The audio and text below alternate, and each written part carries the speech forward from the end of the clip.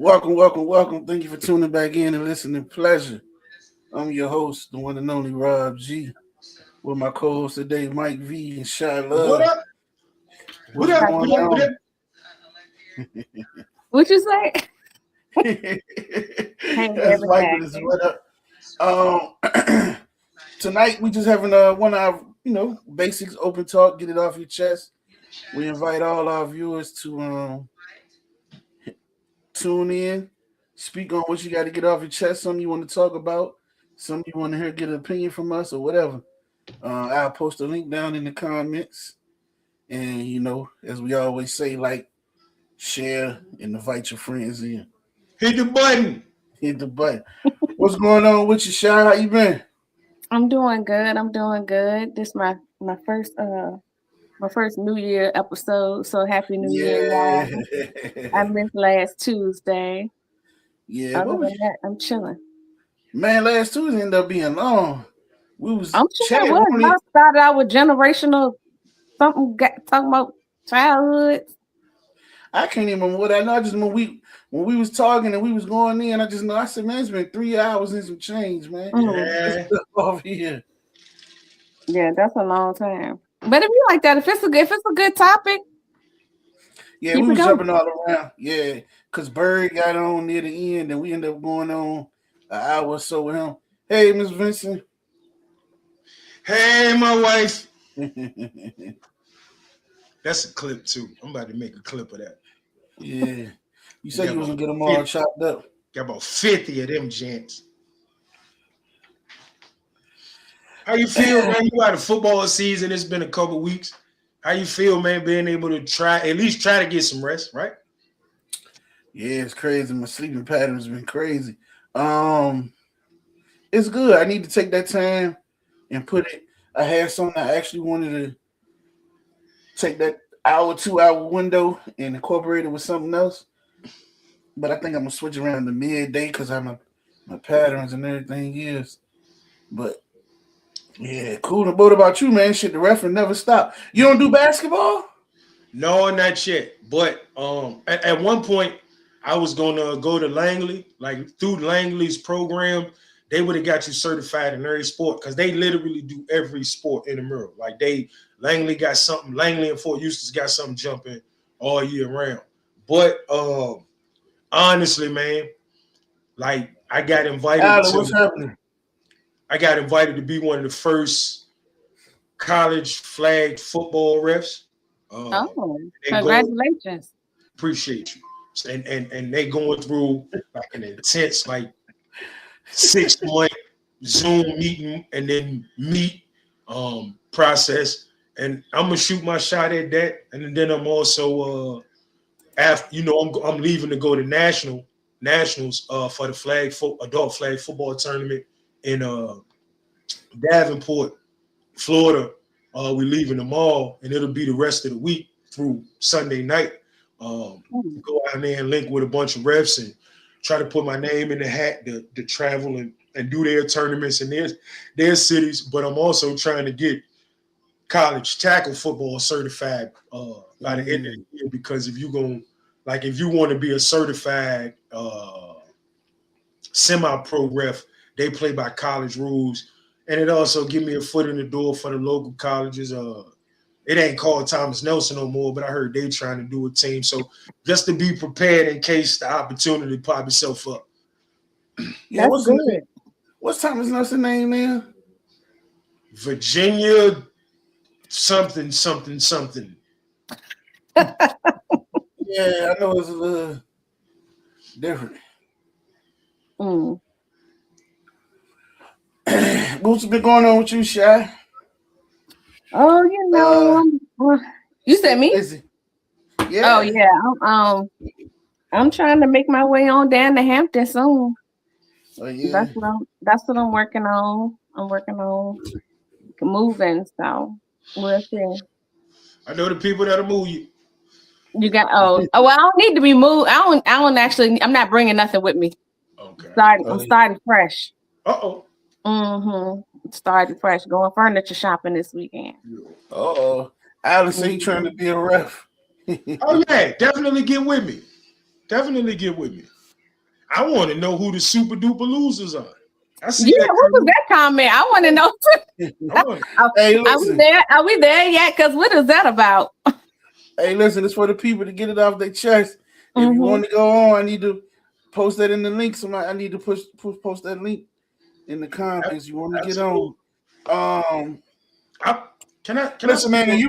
He probably talking about youth football. The youth football is so crazy right now. Well, I want to piggyback that. And because it's shy, I'm gonna be nice after the conversation we had before we came on air. I get it, right? But let me tell you something. There's entirely too many people with entirely too many imaginary haters, bro. Yeah. Don't nobody be worried about your motion.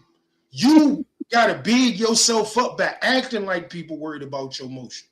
People who really have motion ain't worried about who worried about their motion. They too busy moving. So y'all will say something like, man, they gonna hate me for this. Man, all you did was put chips on your bologna sandwich, bro. You didn't do nothing special for people to be hating on you. Like, y'all drive me crazy with that. Man, it's cool when they do it. Man, all you did was speed on your way to work and get a ticket, bro. Yeah. Like, y'all people, I don't think y'all drive me crazy. It's so many imaginary battles that people fight in this world. Like, what are we talking? You really think that because you coach over there and I coach over here, we both coaches, you really think I'm mad at you? What? Like, man, we gotta do better, yo. We have to do better. Like, like everything become a competition. Why he can't rap and he can rap? Why we gotta make one of them the better rapper? Yeah. He can't cook and she can cook. Why is it a competition? Please tell me why it's a competition. Make me understand that. I think that a lot of people, I don't know if it's social media, it's like a character flaw inside of them that makes them think that the world revolves around them. Like, I don't know what you over there. Like, who hating on you? Who is hating on you? And it's mostly stuff that they just posting on the internet. Somebody hating on them. They arguing with somebody. And then we also have to remember it's the internet. And people post stuff on the internet for engagement, whether or not they want to admit it or not. Most of the stuff they post, like, it'd be a bunch of fake beefs. Nobody's even mad at you. Nobody arguing with you. And they be making up a lot of stuff just to get people to comment about it. Meanwhile, you might think that they really are thinking this, but really it's all fake. The internet is not a real place. Like, you can't take nothing online seriously, like, at all. Before if somebody sends me a video of a couple arguing in the car or something, I go to their page and I see that everything on their page is a skit. But other people don't even go and do that. They just comment on what they see. And I'm like, if you go to their page, you know that all of this stuff is everything on here is fake. None of this is real. They even got the fake body cam police footage skits that, I'm thinking like, oh my God, this is terrible. But I'm thinking like, let me go to the page. And then I see, oh, these are satire posts made for educational purpose. But everybody in the comments are like literally arguing and yeah, no. If somebody having all that drama all the time, I usually block them or unfollow them. Yeah, you can put them on the 30-day snooze or something. You can do that too. Yeah, I'm really quick to block somebody. If I don't like your status and I don't even know you in real life and I don't even know how you got on my page, I will just I'll block them. That, like, I don't know. Yeah. So real quick, let me ask a question. Mm-hmm. That's Lil Durk, right? Ain't it? That's DJ in the comments. No. Or is that's Durk? No, that's D. Yeah. All right. What up, D? I thought that was DJ. I'm about to shout you out. You a superhero. Nah, he ain't even gonna ask nothing like that. I can go for that. I can put that. I mean, like, I just don't understand why my success is, or your success threatens my success. I don't understand that. Like, I don't understand why it ain't enough for all of us. Because it is. It's more than enough. And like, we let street culture move into like business worlds and regular everyday life. And it's not supposed to be like that. It's not supposed to be like that. It's not supposed to be where, like, if I own a restaurant, I'm telling other people not to eat at somebody else's restaurant. It's not supposed to be that if I got a studio and I got a certain way I make beats and somebody say, well, I want to go get beats from him. Mm-hmm. I'm not supposed to be like, well, if you tell me what beat you want, I can make you a beat better than him. Mm-hmm. Man, it's enough for all of us. If I'm confident enough in me, right, you gonna walk out the door and I'm expecting somebody else to walk in it. Mm-hmm. Yeah. I literally don't get it. I literally don't get it. And but then, you have sense. Some people don't have sense. And then when you get around the kids and see how they act, it be so hard to be mad at them because of how the adults act in their world. Like how am I expecting a kid to not act like with his emotion when his mama just posted a video of her fighting a neighbor on the news? Or his daddy, how I'm supposed to teach this young man how to be nice to women when his daddy on the internet destroying his mama because he got to pay child support? Like, it'd be weird. Like, I don't get you. I don't get y'all. And I'm trying to be nicer and not say words, but man, I be wanting to punch on people about stuff. Like, man, I agree, D. Listen, a lot of people, it do be hate, bro. It be like that. Like, no. See, it's different. I ain't saying people don't have hate. I'm saying there's a lot of people with imaginary haters. Oh, yeah. Like, oh my God. There's like, I'm gonna tell you something cool about actually getting hate. You're supposed to actually take that with a grain of salt, bro. Ain't nobody hating on the homeless nigga who asking people for hot dogs at 7-Eleven, bro. They only got something to say about people who got motion, who light shine bright enough for people to see it. Yeah. What are we talking? That, man, look, if your day can be fulfilled talking about Mike V, you ain't gonna do nothing to him. You're gonna talk about him. And the reason you talk about him is because you can't talk to him. That's a bar.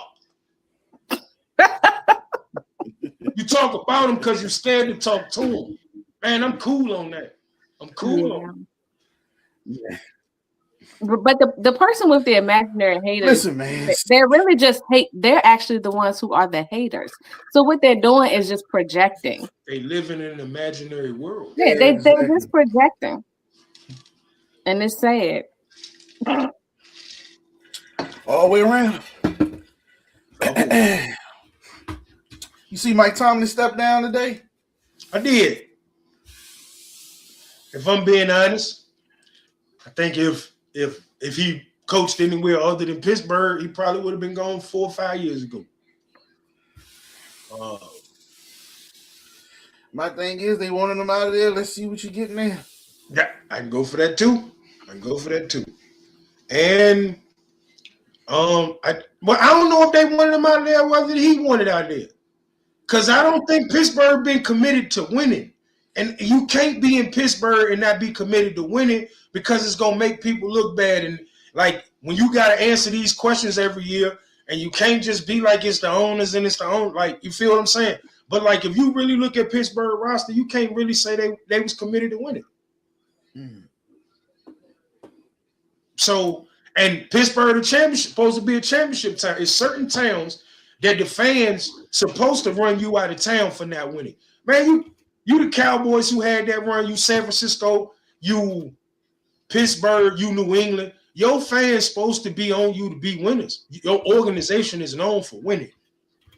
And not going to the playoffs is known for winning. And like I think Mike Tomlin overachieved the last 4 or 5 years. But I also like, from my perspective, like if you the Boston Celtics, you can't go 5 years without competing for a championship in some way, shape, or form. You feel what I'm saying? Pittsburgh been mediocre, even though and I ain't saying it just because he's from here. I truly believe he overachieved with Pittsburgh. He ain't had no quarterbacks. You ain't got no quarterback, you can't win in the NFL. Right? Yeah. So I believe he overachieved, but it's just certain organizations. Like, if he was in Arizona, he could stay there forever, going 9-8, going to the playoffs every year. Pittsburgh's supposed to be a championship town. You got to be going after championships to me. I could go for that. Like you said, he did overachieve a couple of years and he has shit. So it's one of them things we'll see. We live in a world, in sports world, you ain't gonna just have a defense and beat people no more. I don't care what sport it is. Like, every sport is making their rules so that offensive players can get better. You can't just be defense, and win in no sport.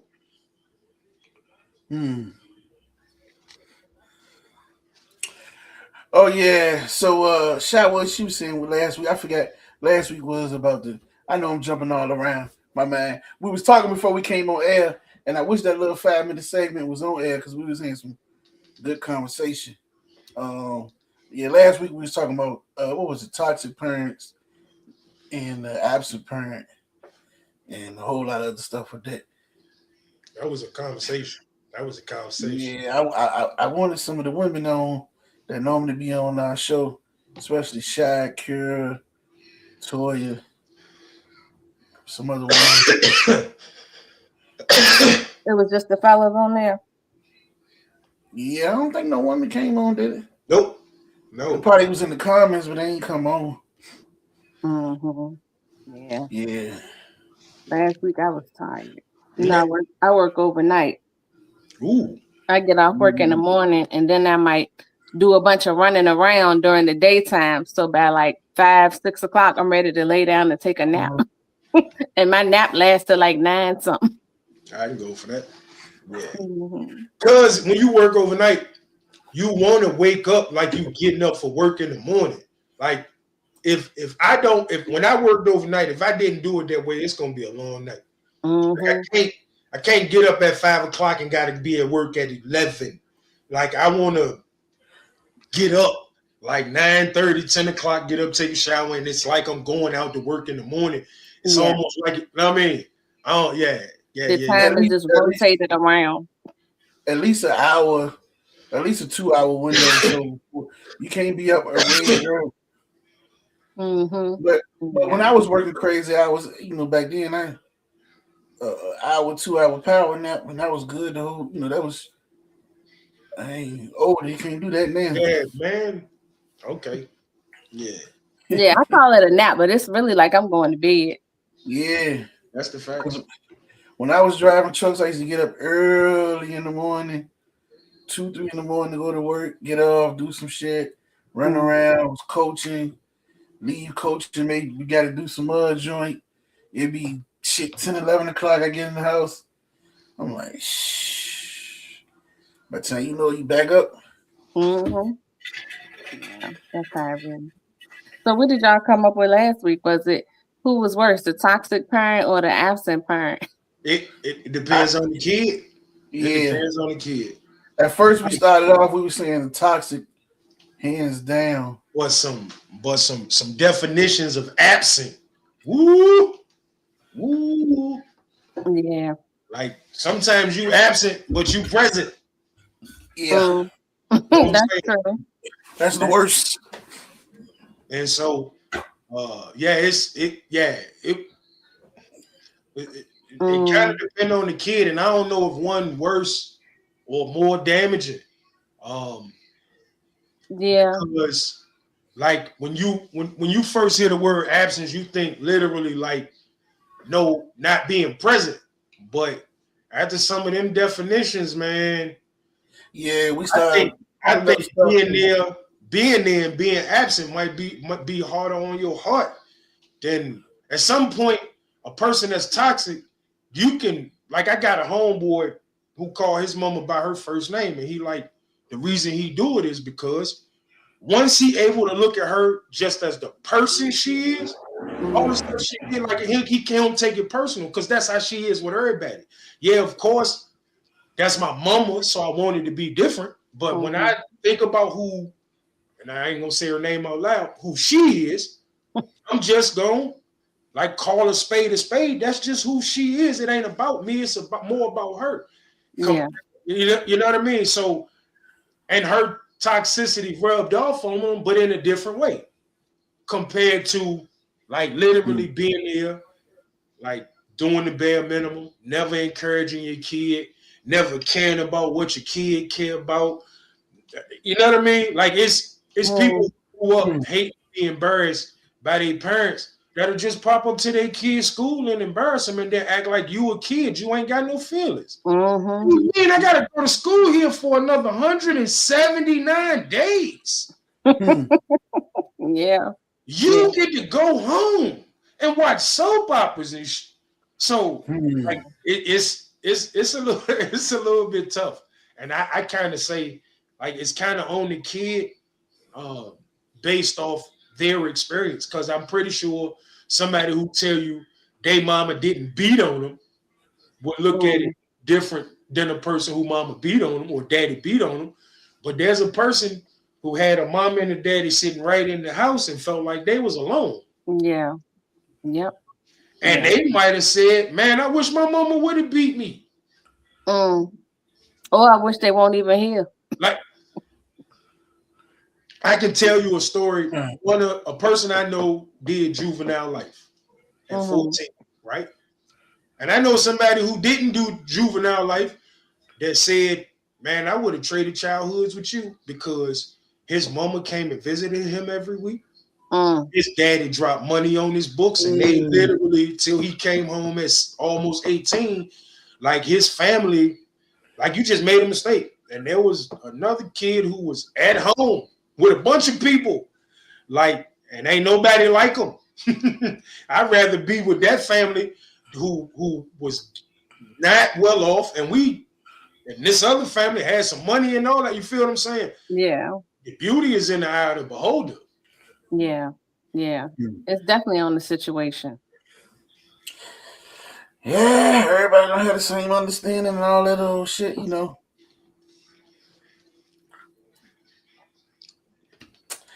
Last week was a good one. Y'all missed out. That was a good one. Yeah, it was definitely some talk. But it's one of the ones a lot of people gonna dodge anyway. You talking about toxic parents, people gotta take accountability. Because a lot of the times you ain't hitting home with talking about their parents. You may hit home with a lot of them talking about them being parents. Yeah. So, that's definitely true. Yeah.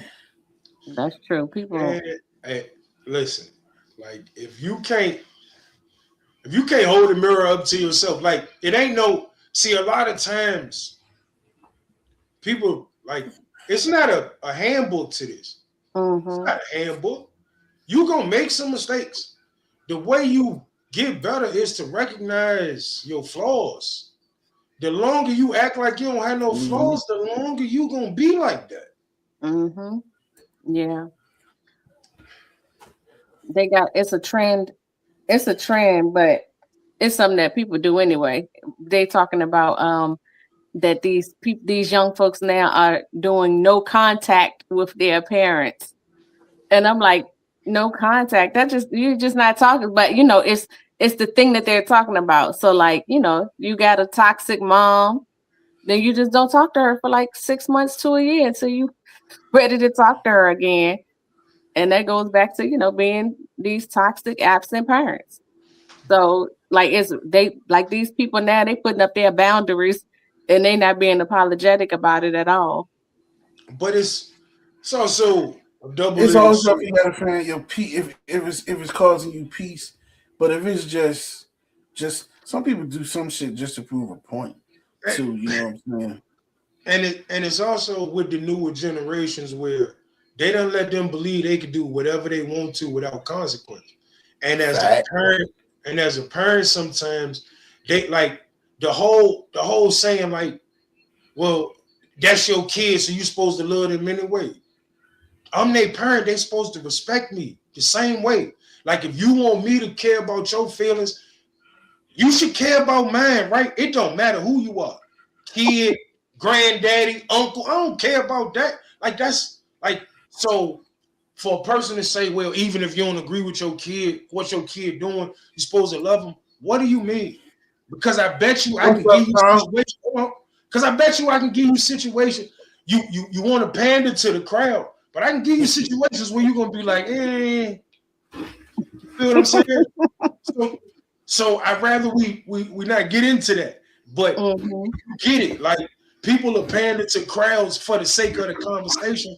I'm always gonna be the dude that kicked the box, bro. So you gonna talk yourself into a situation where you're gonna look crazy. And don't get it wrong. There's a difference. And see, people act like if you don't put up with other people's bullshit, that you don't love them.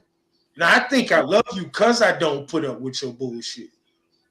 Because I don't let you go around here and think you getting over on people. And Tom, whatever. Why I can't be I love you, but I love myself more. That's a whole nother zip up bag. That's how I feel. That's how I feel about it. I mean, what the fuck are we talking about, man? I love you enough that I'm gonna walk away, and I love myself more that I'm gonna just keep the peace. Like it ain't even you're not stressing me out. And that's yeah, boom, there it is. See, that's listen, man. That's where I love my viewers. Number one, man. But go ahead. I knew somebody was going to knock it off. Knock it off. But it's just like I talk about it a lot, right? Like we were the Pepsi generation, the hip hop generation, whatever you call it. White people call it the Pepsi generation. We call it the hip hop generation, whatever. That's facts, K. Facts. That's K. That's exactly a big part of that. A big part of that was we wanted to have our own voice. We shouldn't have to wait to be adults to have a voice in the world. And I kind of agree with that a little bit. But it wasn't supposed to turn into where the kids run the world. The kids run the world. The kid and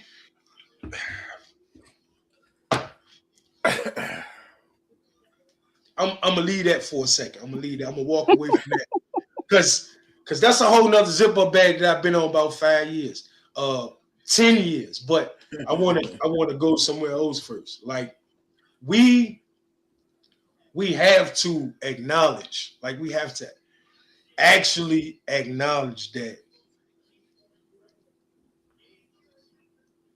the parents of our generation and the generation right under me, we was horrible. In the grand scheme of things, when it comes to preserving the human race. Preserving the human race? What that mean? Meaning, like, everybody here for a bunch of different things, but you really here for the betterment of the human race. You're really here to make this place better for the next generation and leave it in a better situation than it was before you got here. And we are not. What are we doing? What's happening? In a bunch of situations. Like, we 10 years away from having a whole generation of black males that disappeared. We're 10 years away from a whole generation of black males disappeared between killing and prison. Whether you want to admit it or not, that's just the reality to it. And we glorified. King Von was a serial killer. They talk about that nigga more than they talk about Marcus Garvey. Yeah. An admitted serial killer, and we praise him. Yeah. What's the last thing a black person invented that we praised? Man, I ain't just saying stuff to be saying stuff. This is what it is. Yeah. So we putting ourselves in horrible situations. But the worst part of it was once we got these kids to this bad situation and we figured out, oh, we want to get our shit right, we said, well, that ain't my problem no more. How? So how do we fix it? We leave it to the coaches. We leave it to the mentors. We leave it to the. So how do we fix it? Yeah, how do we fix it? how do, because like you know Martez, he worked with the youth. On our business side, we work with adults.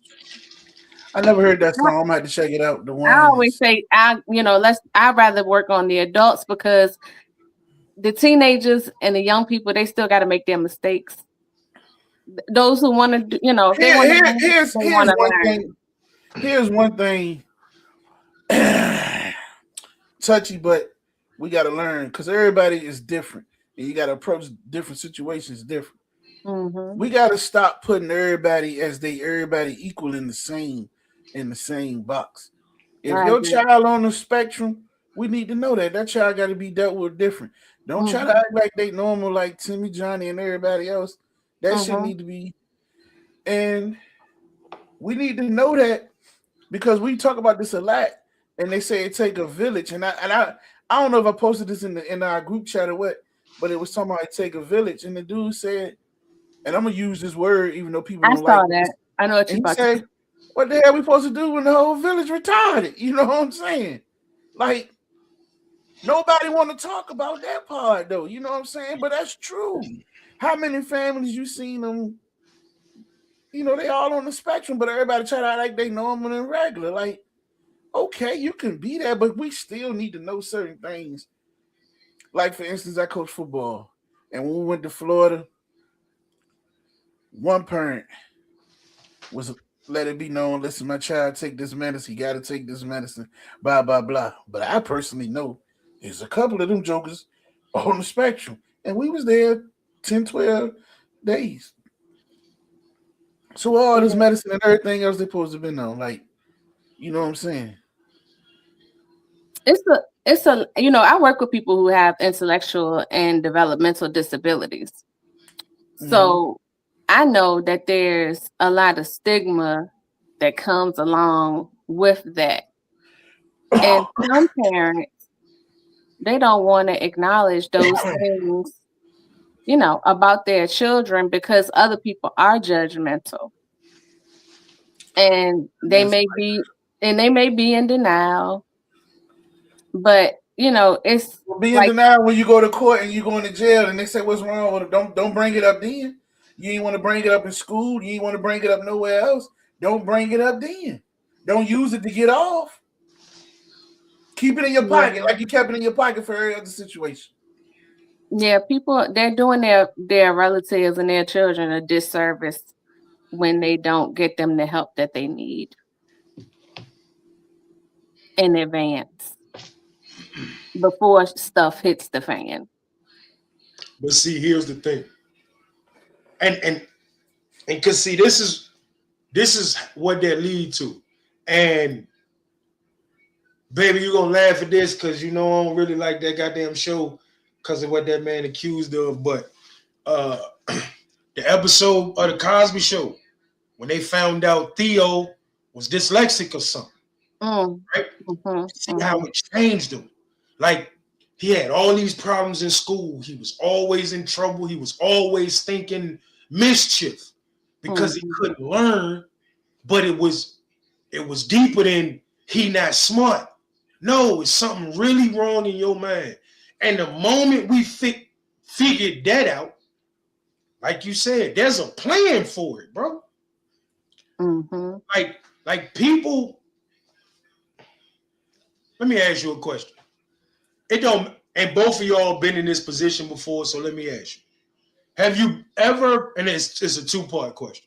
Have you ever been doing real bad and people talk bad about you? Yeah.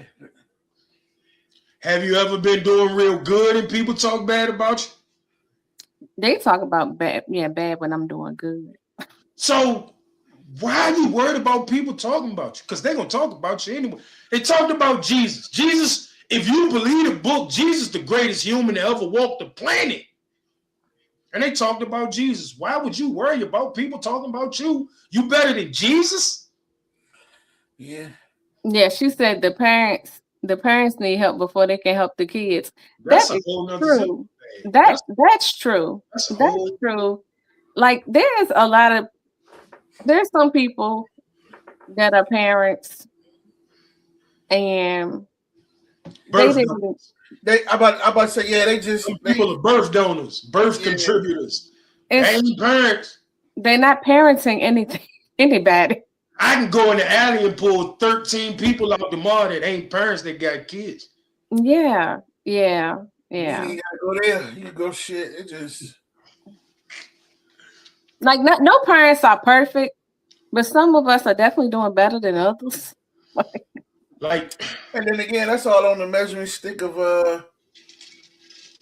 what you you know what I'm saying? What you consider doing better. Some people think financial shit make them better because they bad everything. You still a horrible fucking parent. You just bad, you know what I'm saying? No, But that's a whole nother subject. But parenting. But how many people know how to be parents? That's what we talked about on the show with toxic parenting, passing down those toxic generational things. I went through it, you did it, or my mama did it this way. We gonna do it. Nah, that's some bullshit. Your mama did some bullshit, your grandma did some bullshit, and it's supposed to be when we know better, we do better. You know what I'm saying? So and the goal is, see, this is what most people get it messed up at. You supposed to be a better parent than your parent was to you. Mm-hmm. You know what I'm saying? That's simple. You're supposed to be a better parent than your parent was to you because you learn from their mistakes and the things they did, and you're supposed to be better. Right? I don't actually going worse. Listen, if you fuck with my social media, bro, one of my favorite sayings is, one of my favorite hashtags is legacy over memories, bro. Like, I'm trying to leave a legacy. Like, I want, when I'm gone from here, I want my great grandkids to talk about me like I was a myth for what I did for my bloodline, bro. Like, man, I wish I could live. And I don't want you trying to compete, but I want my legend to live because I laid it all on the line so they don't have to. Yeah. And like I said, man, I watch people. Like, you booked that cruise 2 years ago. And now you fucked up and you really can't pay for that cruise. But you ain't letting the girls go on that cruise without you. And you gonna risk coming home and your goddamn lights and water be off. Mm-hmm. But I went on the cruise. You goofy. You goofy. A lot. But we gotta always consider the parents was children having children and learning daily how to be a parent and dealing with the burden that they didn't have an education to do so. Part of that's true. I like part of that's true. What? Because I'm going on the education part. That goes to a lot of stuff I say, and I say it in the way that people get mad. You got to remember some of your great grandmas and all those. They just didn't have the trying to clean it up instead of saying the crazy words, but they just didn't have, like you say, the education. They didn't have no knowledge. They wasn't able to learn and do a whole lot of things. They didn't have no education. Just say it that way. So they said a lot of silly old shit because that's what they were just told, and they ain't know no better. But as we was able to learn to read, write, and go to school and do all this other shit, yes, we supposed to know better to do better. So that goes back to what I was saying. And I can't say it's all on children was having children because children was doing grown-up stuff. Yeah. Man, and once you the people in my family, they were like older when they had. I mean, they was in their like late 20s. I can't say they was children. Once you decide to play grown-up games and get grown-up consequences, you not a child no more, fam. Like, that's just the reality to that. Like, I swear to God, if my brother was watching, he could tell you, Rob, you done heard me say this a bunch of times. My brother, we got a phone line in our room. My brother was turning 13. I was 9. This conversation my mama had for him was simple. If you get her pregnant and her daddy say you gotta marry her, you get married tomorrow, nigga.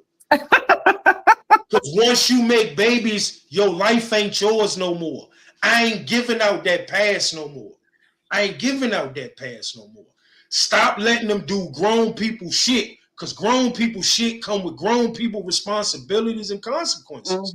And we can't really say, oh, well, but they was kids. Well, keep them in the kids' place. Hey, Chris, this one here is it opens up to a whole lot of things I've been wanting to say. But let's just go back to Malcolm said, you'll be a fool to let the enemy teach your kids. You know what I'm saying? So once we was begging to put our kids in these public schools, my camera, y'all can hear me? I can hear you. Y'all can hear me? Yeah, you just froze. All right. Yeah, my screen had went black. Yeah, my screen had went black. All right. Yeah.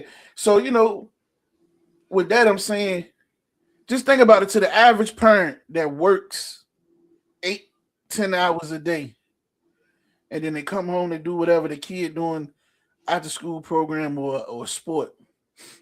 How many hours out the day you spending with your child? The school and the school spend all the time. Listen, and we talk about this a lot. Most parents don't really know their kids. You see them in the morning, you getting them dressed for school or whatever. They go 8-10 hours.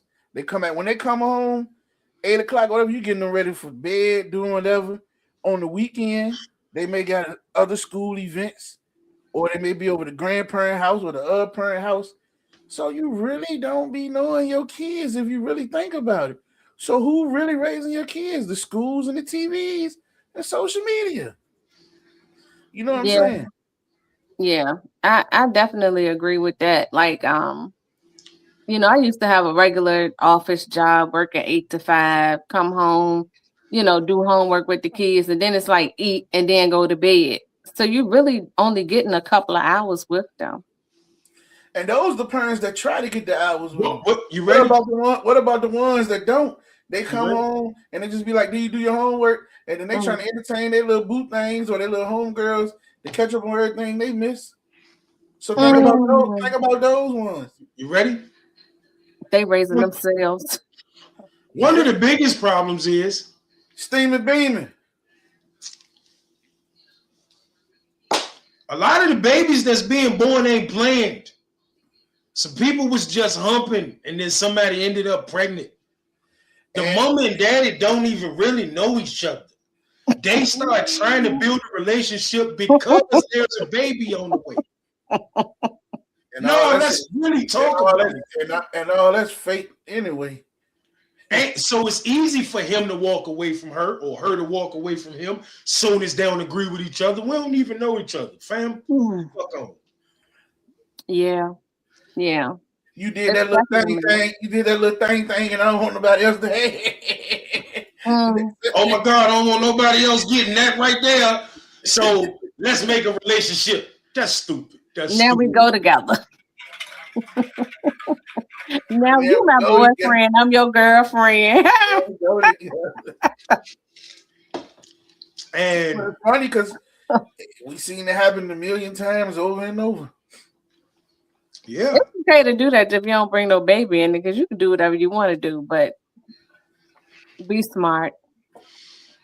Be smart. No, because you want to know what because the state said, why be smart?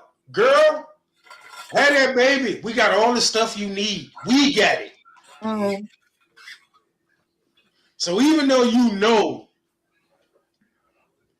that you just wanted to, goddamn it, slide down that man meat pole a couple times, because you days told you, well, stay home. We got a crib that costs $12 a month for you. We'll pay your light bill and give you $500 worth of food. Ooh, I don't need no man. I'm independent. Now watch this. Hold on. Look, we own it now. Not only do I not need no man, when I get my taxes back next year, and then y'all say I got this much money because I claimed one baby. So you mean if I claim another one? Oh shit, let's do this again. Ooh. Especially to somebody who ain't never seen $2,000 at one time in real life. Nigga, is you crazy? Okay, so what I don't know about that. I can't relate to that. So I don't know what's going through somebody's mind when they accept those things. I need people to understand something, and especially women, because a lot of women don't like the women who don't come from it don't understand it. I need you to understand that it's women humping for value meals outside. She hungry today. She might tell you to bring her goddamn it 4 for 4, and you might be able to get goddamn it some 4 for 4. 3,000. You might give it a 4 for 4 in return. Just telling you the truth. Like, I get it. Women don't understand it, but I promise you, there's a whole community of them. There's a whole community of them. And how did that happen? Was it the way that they were raised? Because somebody taught them that all they had to offer was their body. And they told them no money, no honey. All them silly things, no finance, no romance. Because I'm fair. Some creepy ass uncle or cousin touched on them when they was little, so they got sexual early anyway. Then another sexual ass older cousin said, well, if you're going to do it, you might as well get money for it. And those is real conversations. I ain't just making that up. Man. I know. That's true. It's happening. The little dude who ain't got no motion, who don't know how to make girls like him, he prayed for girls like that. Oh, well, so when they cut the EBT off, in December, it was a lot of people, a lot of men, grown men, on the internet talking about we up now, fellas. We up now. See what she wants. She wants some food. She hungry. She'll do this and that. And I was like, ooh, this is a flex. This is what you say on the internet. Like, you want people to know that you just looking for somebody vulnerable. No, the same way there's a girl who every shirt she wear show her titty meat, and she got designs all over her titty meat, but she act like she ain't trying to show her titty meat, right? There's a whole bunch of dudes who talk on the internet just like it's called fishing. Man, I'm just saying shit. She might bite. Man, I got $40. I know a dude who say something about $40 every day. And if somebody need $40, that man gonna give it to him to do the grown up with him. I know somebody. I know some people who be going. I think that person go down the line hitting up everybody for the same $40. It's a dude who watch our show. I don't care. It's a dude who watch our show. Man, like 12 inboxes that man be in, but all he doing but on his page, all he doing is looking for love. You and everybody inbox trying to smash whether they got a dude or not. And he might be watching right now. And he know who I'm talking about. Give it a buck. Hey, what about inflation? Everything is still $40. It ain't bumped up to 50 or 60. In his defense, that's the best option.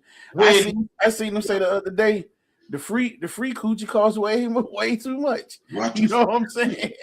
No. Because most people don't like sex don't have value no more. Like it's songs where they want you to touch the dangly thing that's in the back of their throat, and they come on at 10 o'clock in the morning.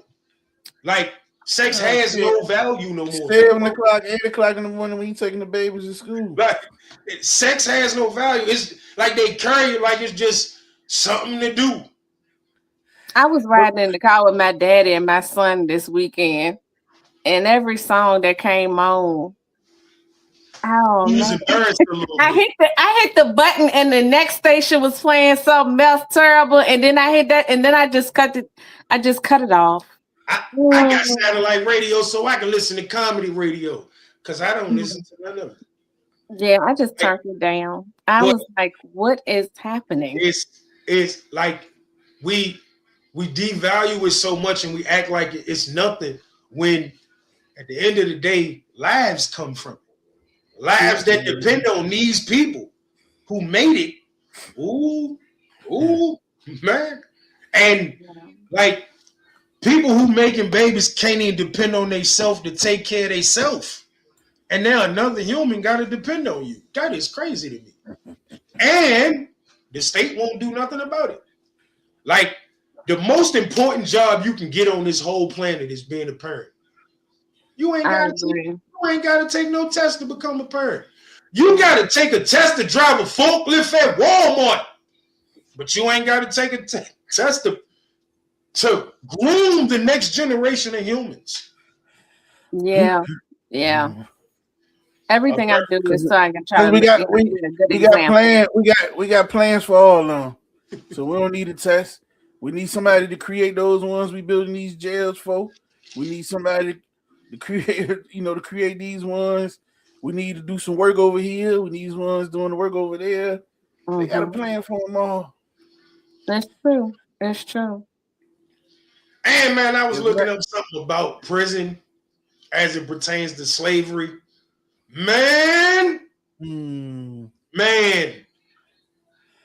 the first prison system won't even invented until after slavery was abolished.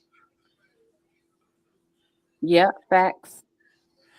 Yeah, man. So listen, you say it's a lot of people playing. Is a lot of people playing parents. Some people ain't even playing parents. Some people just have offspring. Yeah. Some people that, but it's some playing. Some think they being parents because they don't know no better. It's all different levels and situations to that. Let's see, we got some more comments down there. All righty. Your wife said social media too. I shouldn't have known what. Yeah. What you like to do? You do in your bedroom, your business. I hate those people that put all the personal shit up there. Bro. And as soon as somebody don't agree with them, stay out of my business. No, you put your whole life on the book. What world? Like, when did this happen?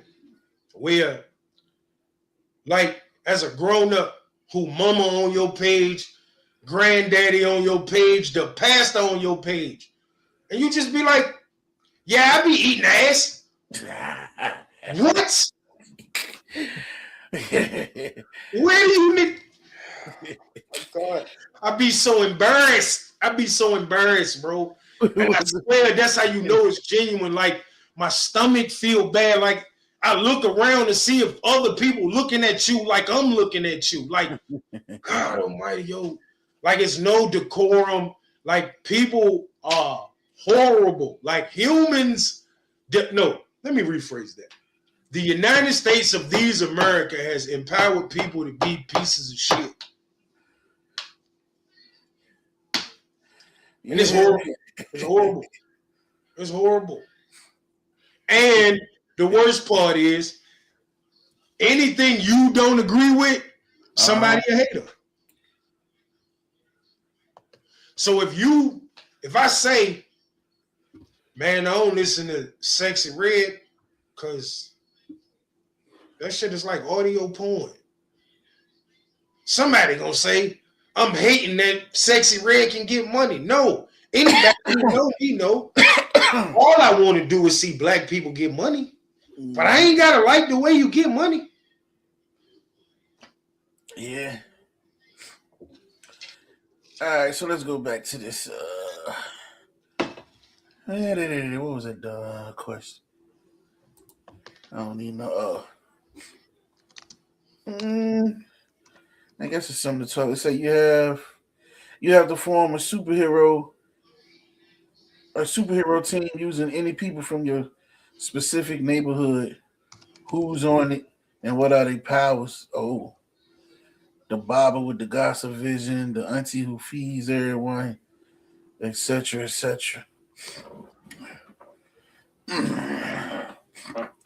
So let's go with just a 5 or 6 man super a 5 or 6 shit, what I say? A 5 or 6 man superhero team. So first, I don't want nobody who gossip on my team. I'm a grown man who was born in the 70s. Grown men ain't supposed to gossip. That shit is for talk shows and soap operas and ladies. So I don't want nobody who gossip. When I go in the barbershop, if we ain't talking sports or about an actual topic, like I don't want you telling me everybody business. Like I ain't one of them people, bro. I promise you. And I think it comes from when we was kids with all the stuff going around. Like I just ain't one, because somehow if you end up with the information and people know you got the information, somehow you turn out, whether you passing it along or not, you turn out to be the bad guy. I don't want no parts of that. And I just think like we done turned into a bunch of gossipy, like a world of gossipy grown men, and it's a little bit alphabetical to me. Like them people belong in the GBLT, the alphabetical people.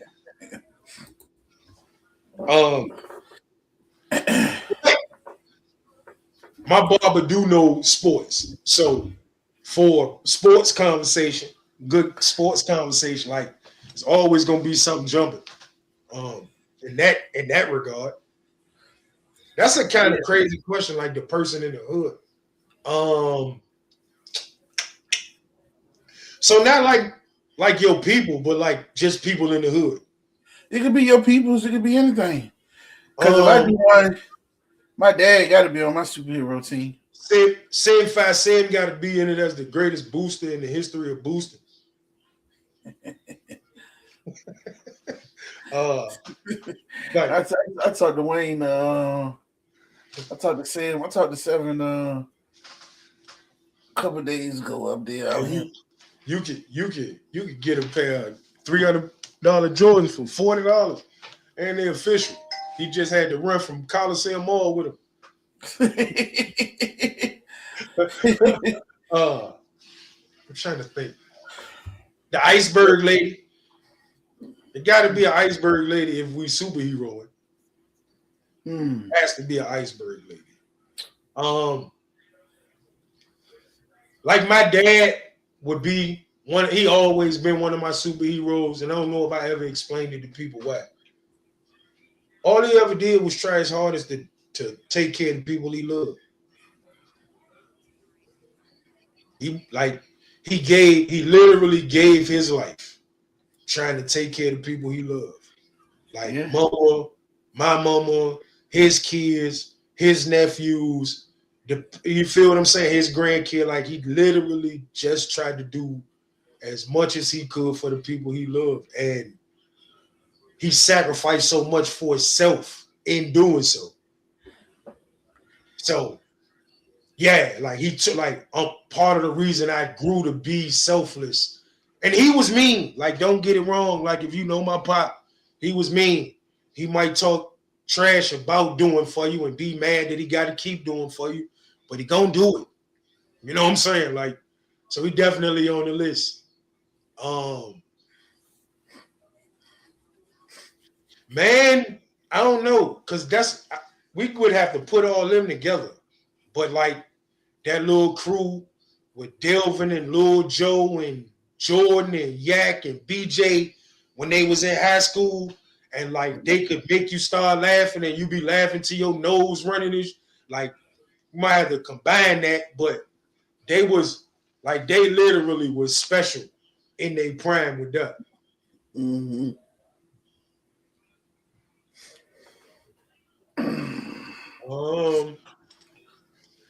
My baby sister just being my baby sister, and like she a genius with this computer paperwork stuff that I hate so much.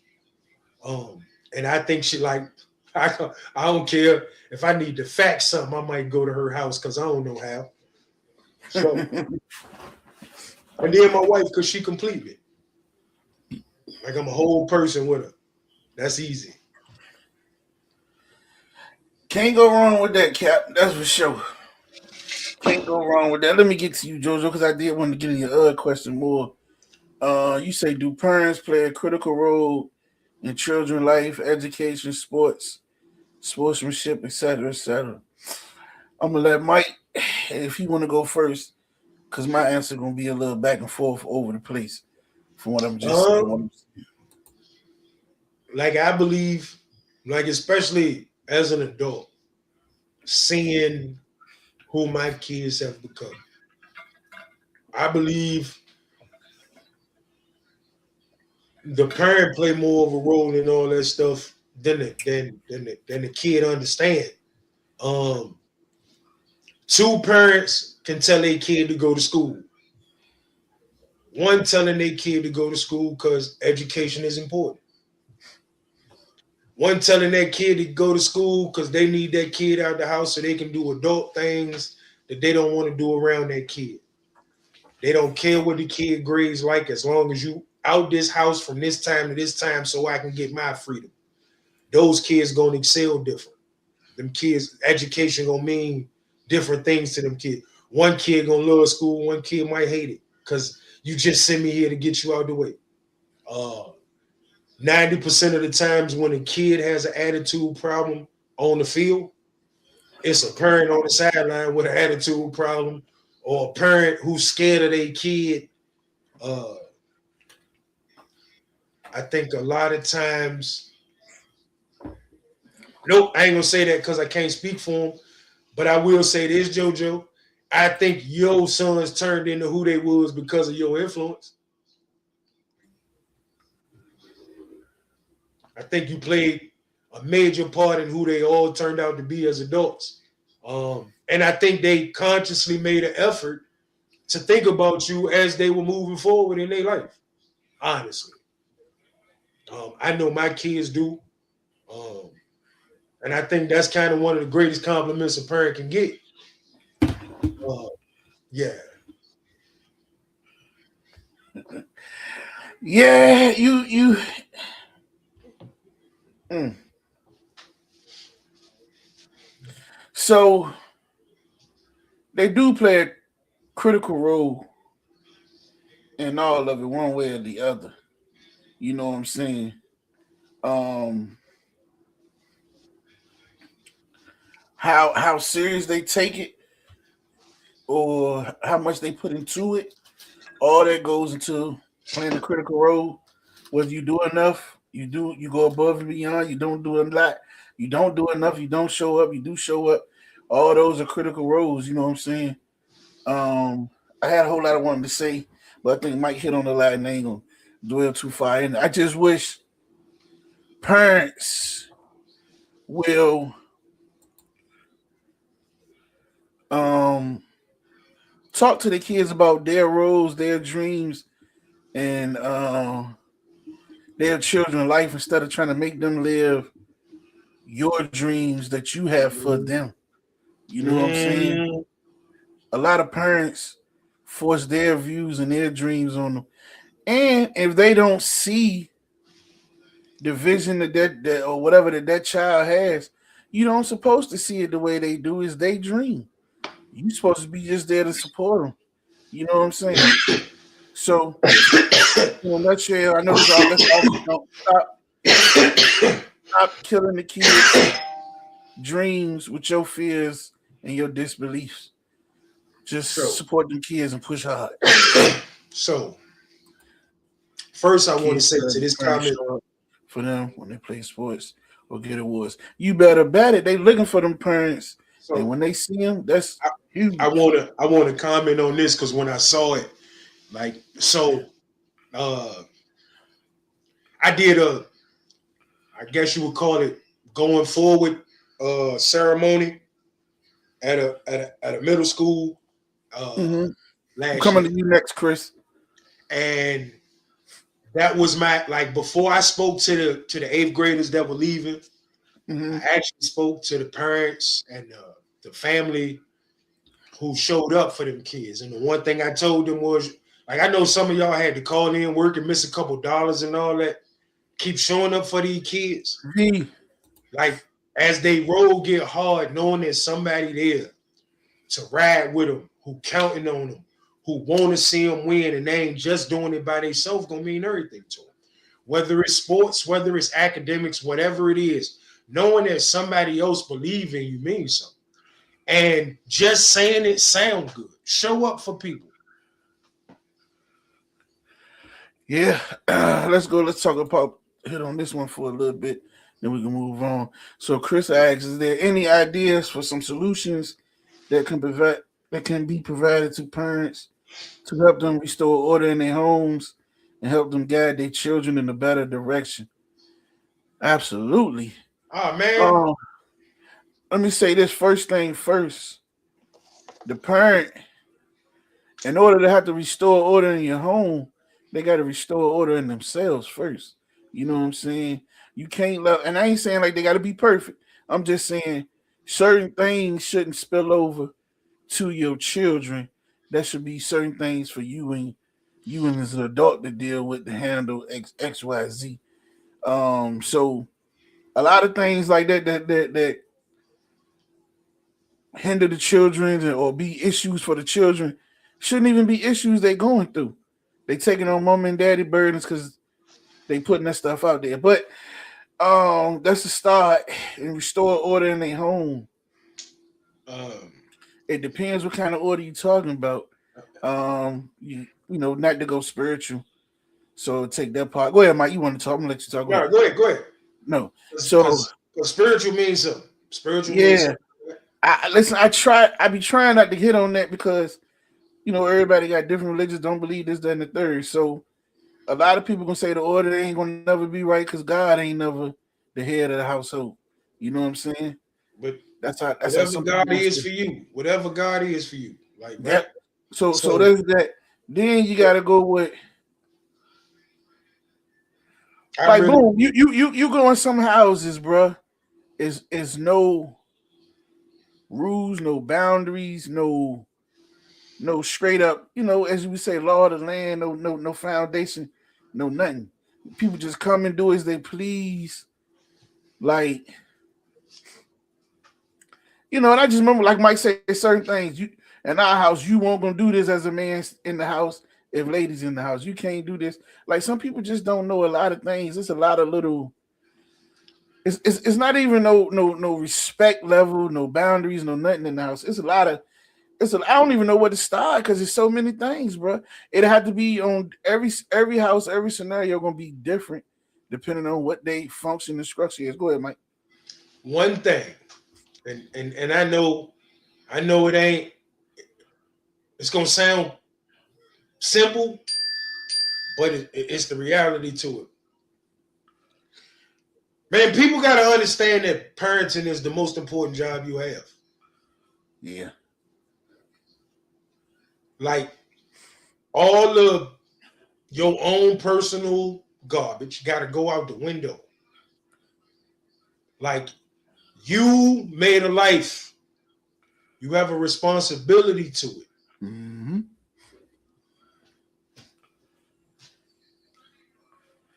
Yeah. Yep.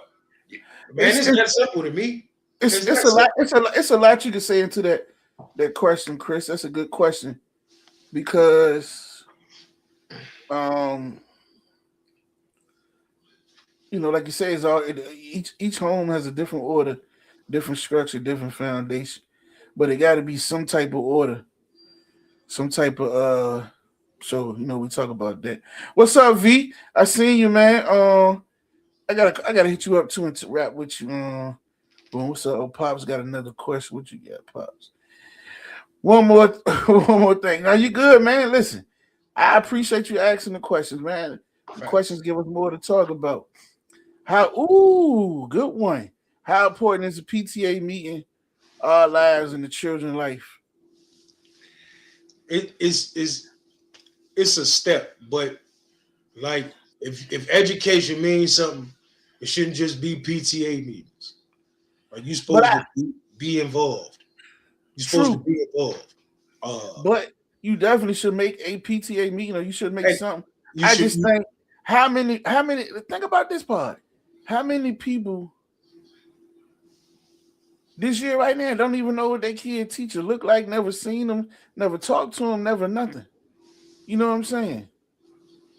They know the bus driver. Shit, They know the bus I driver. don't even know that shit, man. But you know, the PTA meeting is a step if you know those little things, and that helps because let's just say with your kid, knowing you will show up, you will pop up, and they may think a little twice about saying little slick shit, doing little slick shit. Guess what? Miss Johnson may think a little twice before she do something or say something crazy. Your kid knowing, hey man, Mr. Gurley and Mr. Vincent and them, they come to their PTA meeting, they about their business, and they ain't, you can tell they good parents and they ain't gonna be with no foolishness with their kid. They just establish a relationship. Some things don't have to be said. You can pick up on. Okay, what parent she say? The parents need parents in classes. Facts. A lot of them do. A lot of them. I think all of them do. To get the basis down, because I think like there are too many people who don't understand that parenting is about the kids. And I think all like at least for your first one, you gotta prove that you on a path that you know what you got going on. Like I'm just being honest, bro. Like because the state of parenting is horrible to me. Yeah. Like I stand in the McDonald's with 13 and 14-year-old kids where they mama in the line and they use every profanity in the world and they mama just be looking. Man, So let me ask you. So boom, good thing.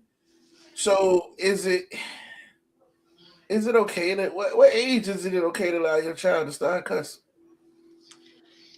I don't know if it's an age. I know it's situations. And here's what I mean. Me and my son went to the basketball court. He was probably 14. Some other 14-year-old kids out there. They talking trash back and forth. He smoked the layup. Dude say you saw. He say your sorry ass. He said shut your dumb ass up. I just kept running down court. We out here with the fellas. You can talk like that out here with the fellas.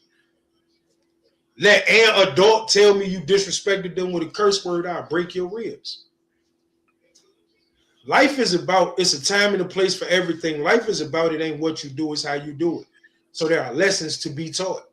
Of course, as a parent, you don't want your kid using profanity all the time. Shit. But it's a time and a place for everything. Some of them letting them do it at 4 years old. Yeah, but see, 3, 2. But those same adults also letting that 2-year-old sit in the middle of adult conversations, listen to adults talk about adult stuff. So that 7-year-old think she 12 because of how the adults around her treated her, but you really 7. And you ain't supposed to be like, and that's another conversation. Hey man, I get it. Man, we got on the parenting subject again. This is dope. Hey, listen, that's what happened when it was open and it went to there and it stuck there. Okay, we got a long one. Okay. Little Caroline. Let's see what she said. Boom, I clicked off everything. Let the children read that, Mike, if you can. Let the children know that you are in the charge. Oh yeah. And they run things and stay in a child's place. The parents have to not let the children play one another. Get to know your child and their friends. Ask them how their day is going and is anything bothering them. And that's real though. Like letting parents bother them because play each other. Because I fell victim to that. I don't like that lady at all. None. Not a bit. Not a little bit. She can get hit in the face with a dump truck.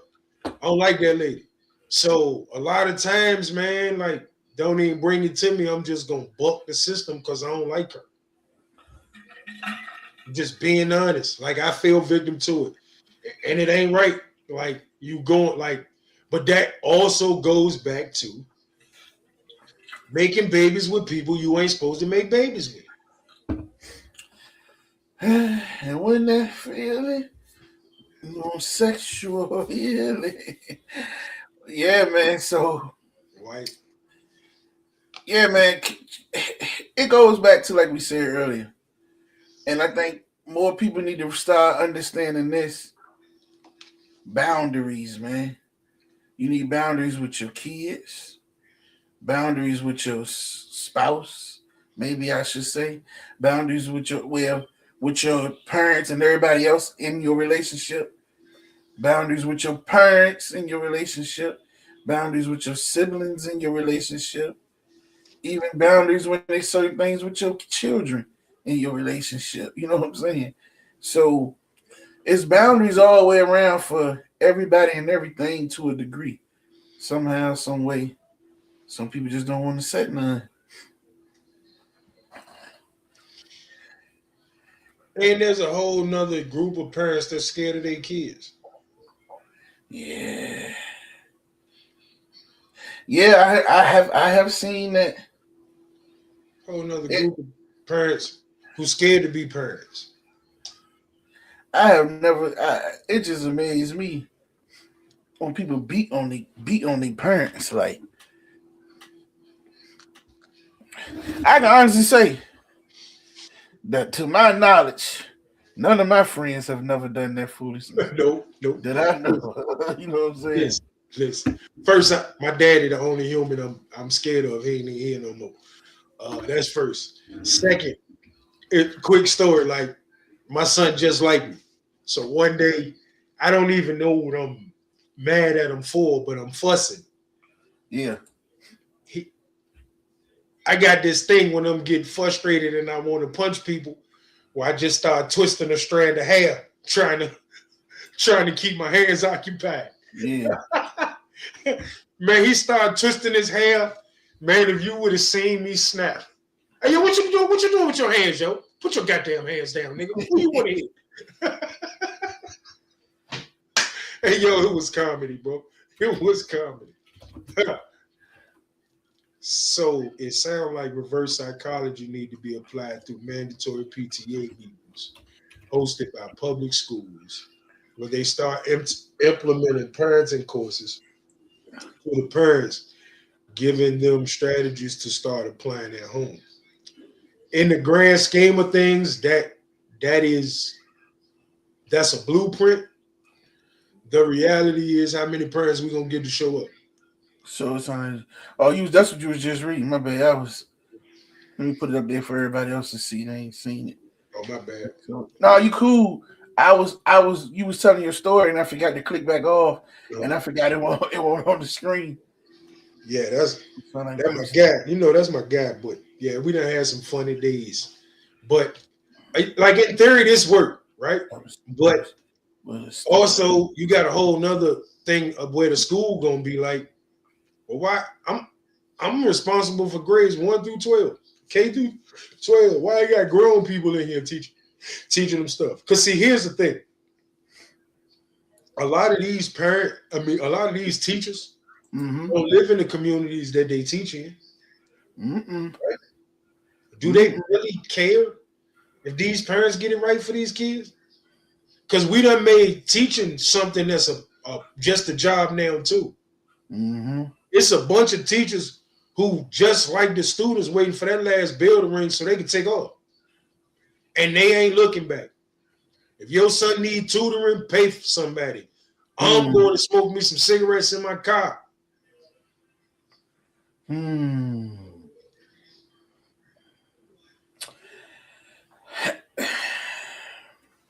Okay, can I address this? You doing that for what JoJo posted? What? No, I ain't read that. Okay. I was somebody else texted me, said they was trying to put something on and it wouldn't come on the screen. I was reading it, but go ahead, address what you was about to address with Joe. JoJo say I hear a lot about sex, but what about love? Because your children doing what you do. Like kids don't even know nothing about love. Kids can't really attest. Like they think they love and sex go together. Kids don't even understand the connection in no way, shape, or form. It's something that most adults don't even understand till too late. So kids understanding how love relates to sex, like, and that's why we gotta stop making sex like in the forefront of everything in our world. Because these kids want to do it because we make it seem like it's this cool thing to do all the time and it's fun and it feel great. But there are a lot of consequences that come with it. And they don't be ready. Ain't the man. That's what consequences come in by applying welfare checks to the home, by social service was a parent ain't in the best interest for the child. Yeah, buddy.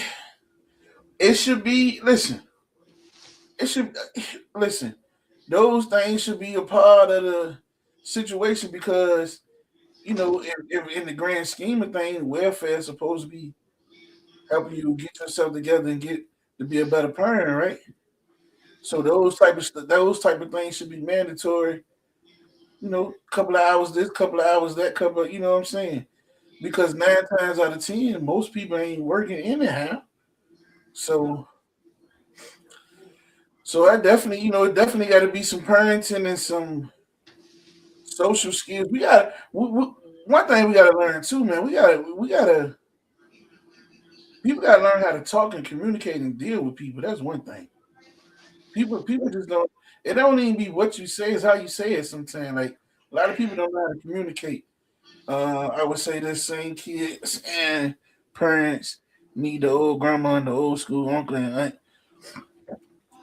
on a lot of different levels, a lot of different ways. Cheyenne, what up? I just think like the newer the generations get, like because of people talking about how hard it was, like people don't want to reach back to that. But you need that. And I don't mean from a standpoint of like life being hard, but from wisdom. Like them people made it without all this stuff. Them people figured it out without all this stuff. Like we absolutely had some uncles and aunts and grandmamas and granddaddies that were abusers, but they didn't have psychologists and psychology, and it won't no whole lot of let these kids go talk to people and find out. Like these people had to feed people, these people had to make sure these people survived, these people had to make sure, like, your grandma came up in a time where if her kid walked in the wrong neighborhood, her kid might never be found again just because of his skin color. She absolutely had a different way of parenting than these kids today who can talk to people in China and see them face to face from their living room.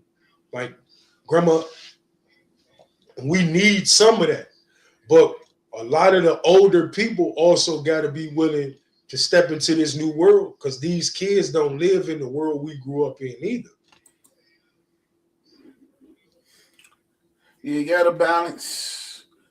I say you gotta, even if you don't step all the way in, you gotta learn. You gotta know what's going on in the new world. You gotta balance it. You gotta get a combination of both. You can't be stuck. Because I'm gonna tell you right now, them kids drive me crazy with 6'7". I don't know what it means, but they say it so much I want to kick people. Yeah, listen. She said, I appreciate growing with my grandma. And it definitely wasn't always easy. I appreciate you going up with your grandma too. I like that lady, and I ain't never get to meet her. Hey, listen, it always, the older folks, they gonna give you some core values that you need.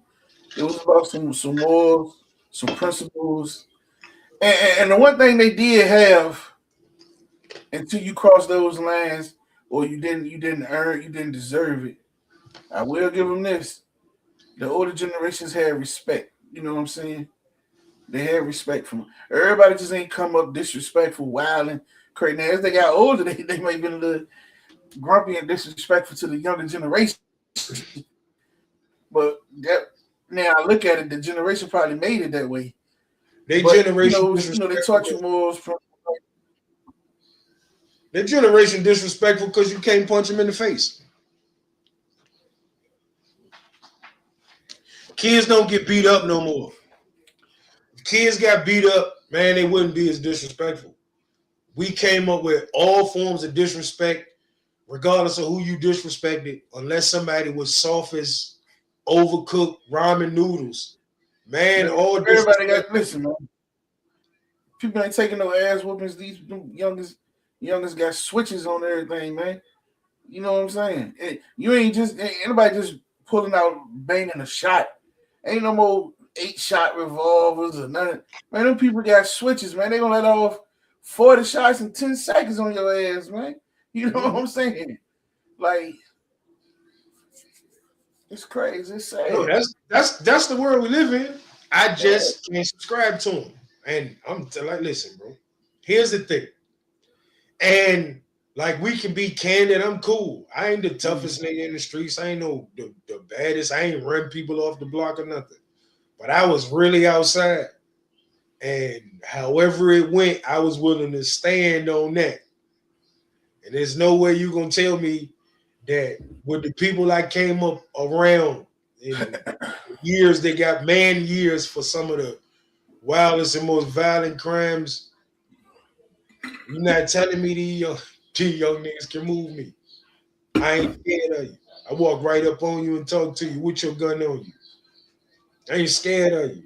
You don't like, and I think like and like, but part of why I can do that, part of why my boss can do that, part of why a new guy can do that is because we also understand coming from there how to walk to them people with respect and not just be on some I'm gonna bully you because I'm older than you. Shut up and listen type shit. You feel what I'm saying? No It's question. a conversation. And like I said, bro, I don't get disrespected by the youngest. Now, every now and then somebody might want to walk off or man, I ain't listening to this. You got the right to do that. But don't nobody be disrespectful. Don't nobody call me. You feel what I'm saying? Like, it don't never get disrespectful. Yeah. That's a walking off sometimes. That's their way of dealing with it without getting disrespectful. They'll be back. It's gonna stick. They heard enough. They'll be back. And like I just feel like, bruh, and it sounds crazy, but I can see it right now just thinking about it. Man, we walked in and out that building so many times with that sign, each one, each one. Like we watched that, we looked at that sign so many fucking times, bro. And like I just don't know how to grow up or be on my way out of this life and not be trying to do the best I can to make it so the next generation get a better chance at it.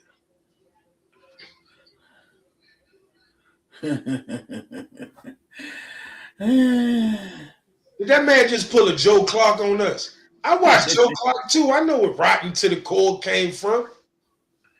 Hey, listen. Hey, Pops, how many you say, look what you said. When you realize you are rotten to the core, how many people realize they rotten to the core? You know what I'm saying?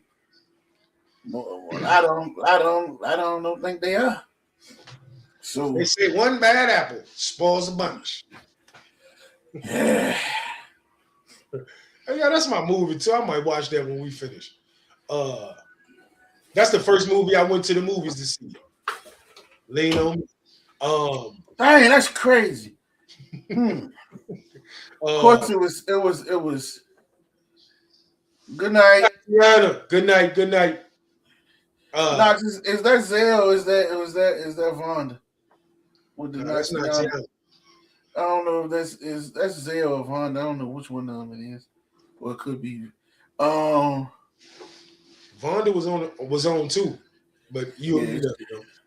Yeah. I'm trying to think of the first movie I went to on my own to see. That's a good question, bro. Probably had to be something I went with my brothers and them young. In the to go to same see. year, I went and saw Lean on Me and Turner and Hooch. I've been a Tom Hanks fan forever. Since Big, that was Big, my. That was the one. That was the one. man, if we ain't live,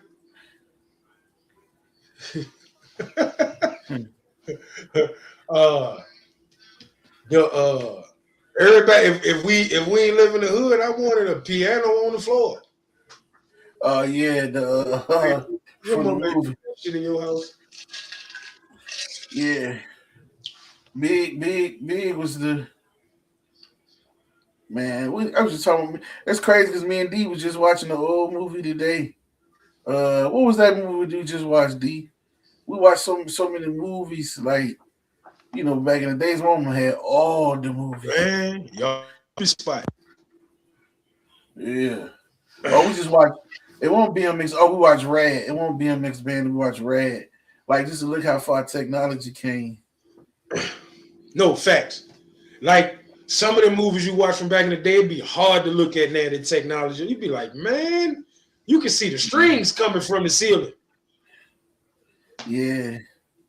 Like what's used to be one of my old movies? Flash And I tried to Gordon. watch. Nah, I tried to watch it. Oh, I think it was called like American Ninja or some joint like that. Yeah, okay.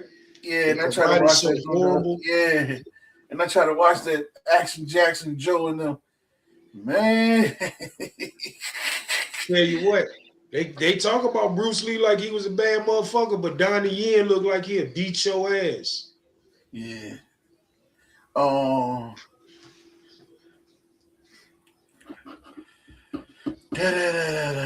What's another? I had some. We talked about movies. There was something else about to go on.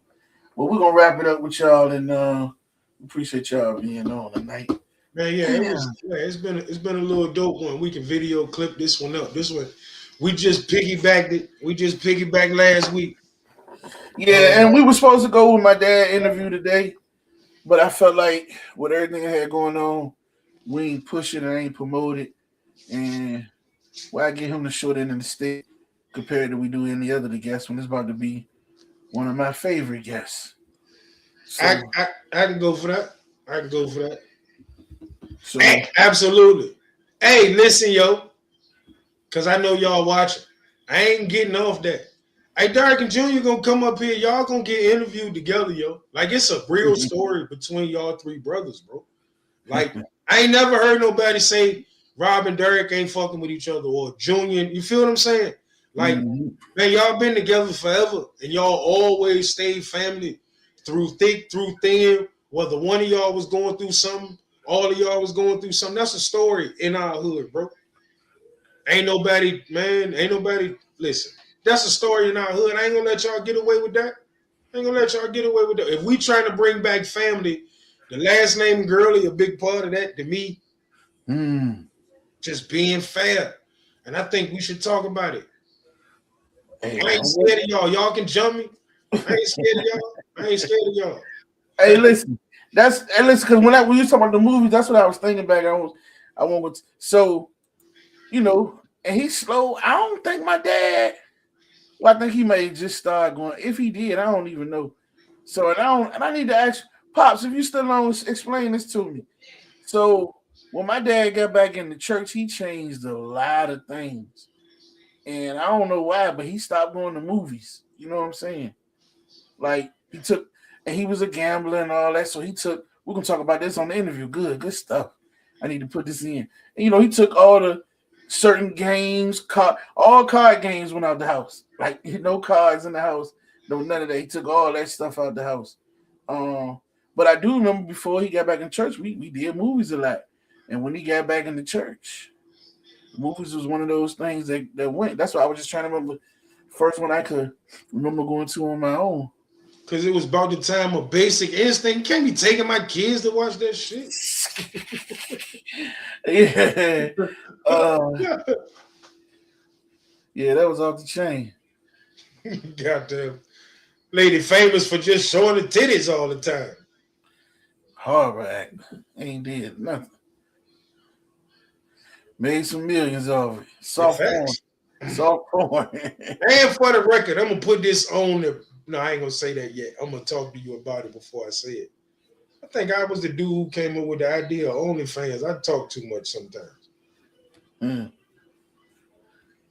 swear to God, that's a real story. I'm gonna see if my dad get into how he came out with pretty much the idea of this the Uber and the Lyft app joint. He came out with that years ago when he had cabs. Went to the city with a plan. Of course, cell phone won't pop, and it was the book your joint through it online and everything like that. Easier access for everybody. But I'm gonna see if he speak on that. How that business idea. Let him tell it they took his business idea and ran with it. Man, we still connected to the streets. We can go get that money, JoJo. For real. Man, I'm legal. We can go get that money. Yeah, that's big. A lot of money too. I do the OJ9. I do the 9 OJ did. Come on. Let's go get that money. That's huge money. Let's go get. Man, I do that 9 years OJ did for that type of money. Take care of my friend. Man, let's go get that. Generational money. You trying to take money from the juice? But yeah, hit us with some more people. Dang, who was next? Oh, my man. What is it? They probably what's today's date? I think they're doing it. Yeah, so I think what's the day Tuesday?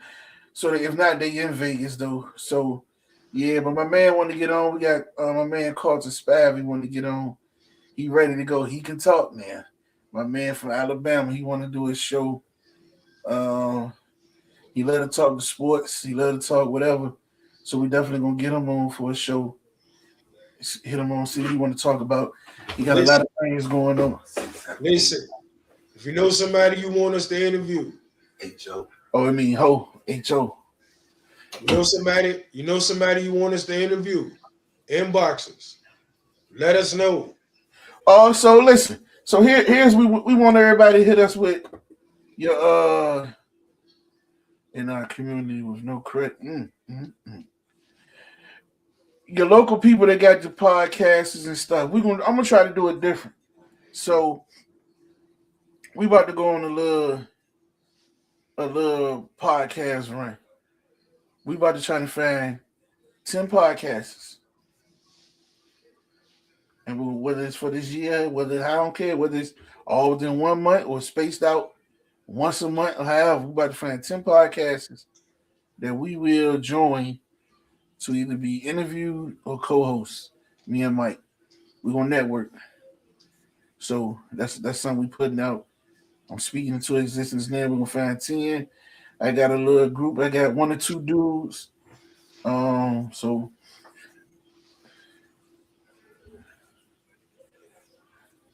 I told you. Hey Bishop man. Joe, we ain't talking about that. We ain't talking about that. We just talking about Bishop Joe, man. We just talking about Bishop Joe. Crazy if I ain't digging into some of that stuff. I need to know.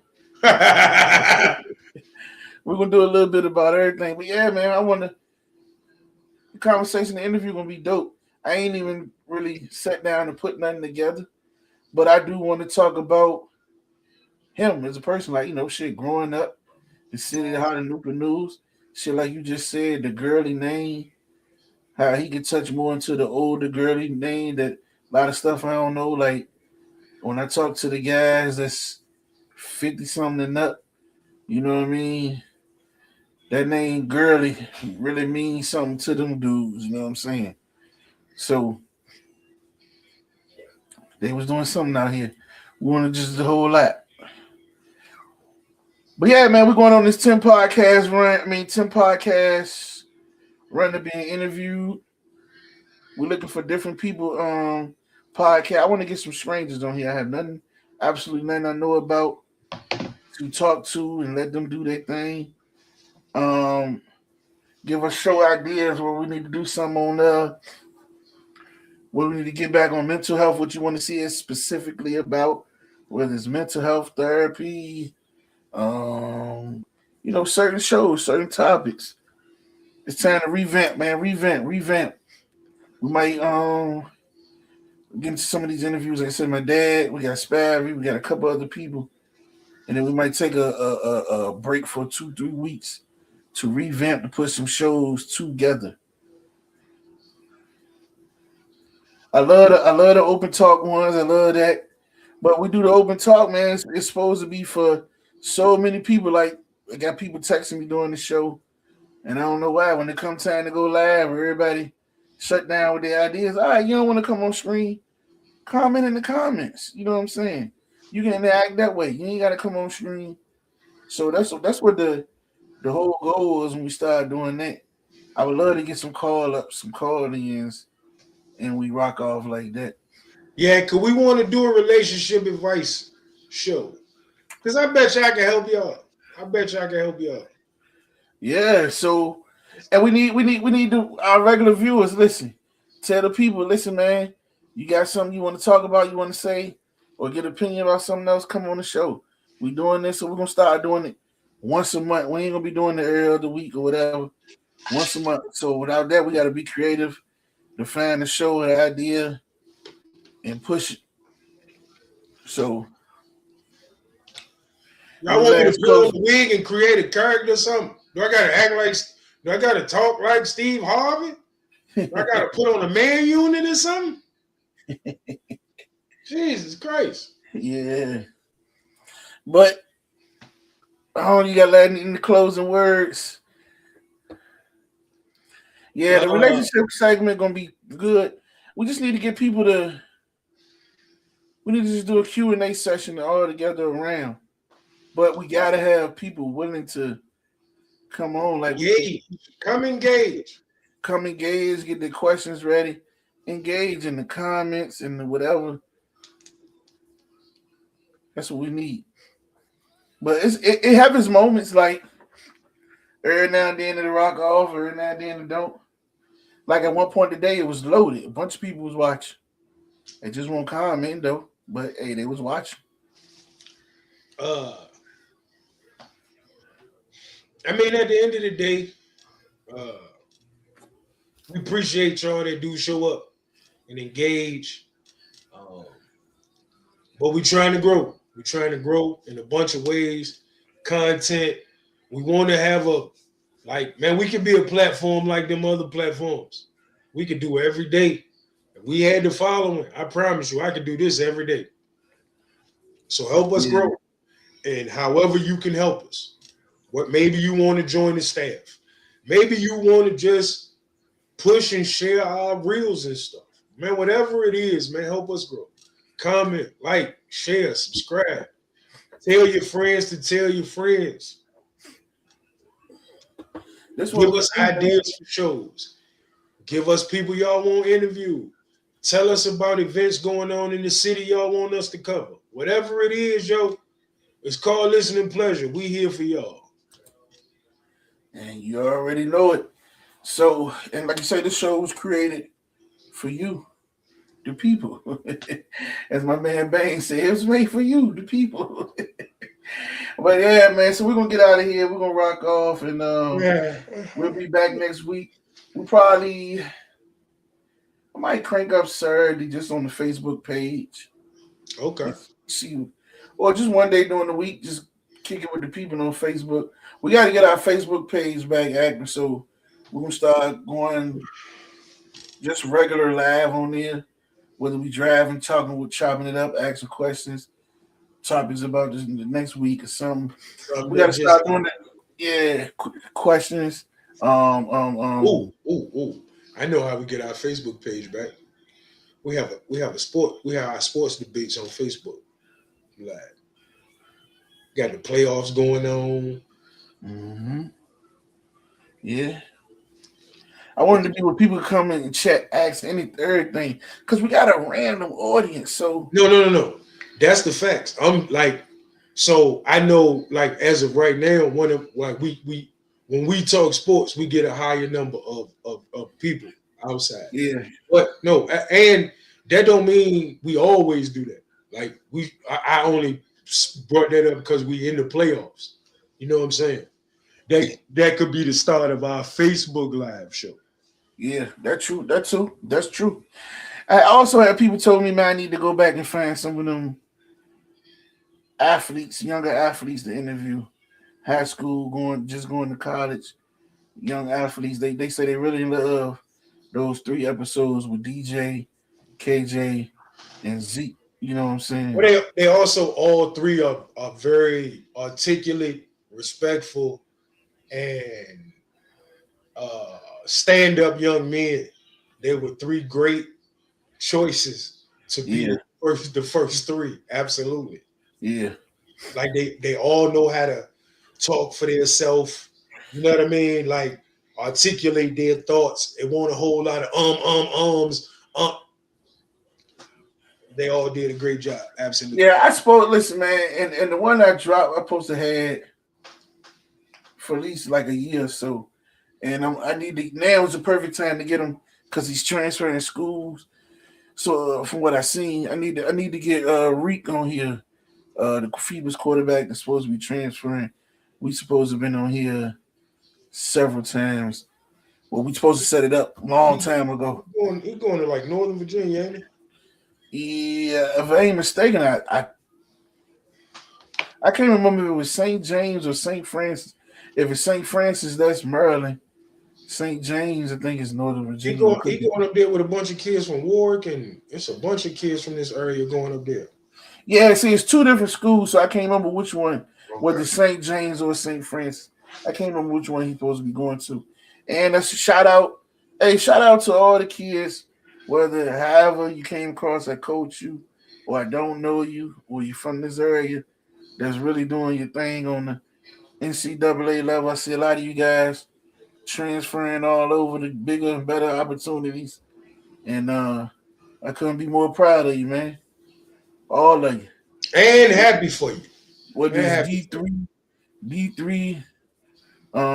Yeah, Pops, we do got to get back to the 5 on it. I actually put some stuff together for the night, but I ain't finished loading them up. So just like doing the show, I ain't get back to it. And we was bouncing all around. But it was some fun, just fun basic questions. But listen, always remember, man, y'all can always and chat that stuff in the group.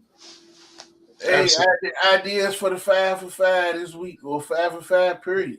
And it'll stay in there. We're going to get back better on things. But I'm going to wrap it up, and I enjoyed the show.